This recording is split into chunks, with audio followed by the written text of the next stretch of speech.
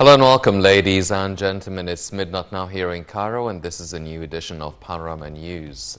I'm Henny Saif. I'll be your host for tonight, and we'll start off with the political news, and these are the headlines. President Sisi directs to prioritize the alternative production of imported goods as Suez Canal Economic Zone. The FBI finds Beirut port blast caused by 500 tons of fertilizers. And Russia and Turkey to develop military ties despite U.S. sanctions.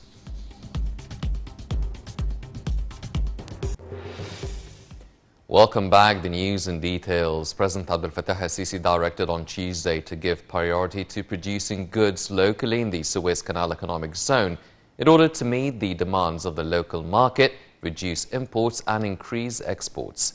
This came during the President's meeting with the Ministerial Economic Group headed by Prime Minister Mustafa Madbouli, with the attendance of Central Bank Governor Tariq Amir, Minister of Planning Hala Said, Minister of International Cooperation Rani Al-Mashad, Minister of Public Business Sector Hisham Tawfiq, and Minister of Trade and Industry Naveen Gamea, in addition to head of the Suez Canal Economic Zone, Mohammed Yahya Zaki.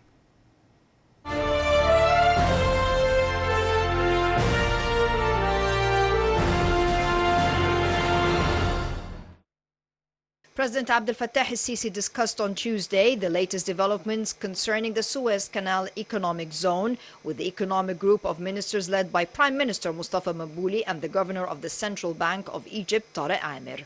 The meeting discussed the most important production projects in the Suez Canal Zone, as well as the recent developments, including the process of digitizing and banking system in the country.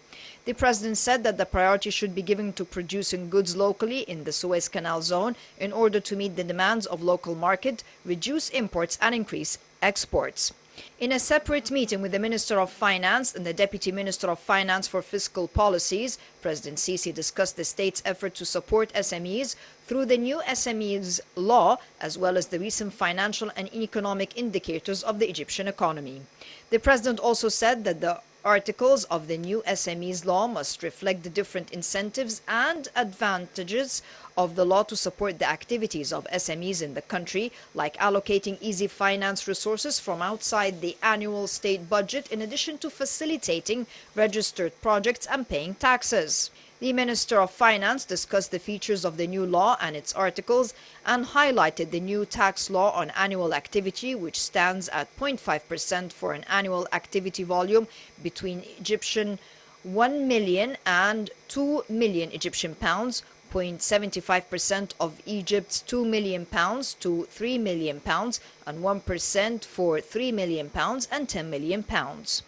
The Finance Minister during the meeting said that the state bore part of the cost of technical training for workers, exempted entrepreneurship projects from payment registration fees, and provided the necessary technical assistance to register patients, adding that the new SMEs law encourages the transition of SMEs from the informal to the formal economy. The new law was ratified by the Egyptian President in July of 2020.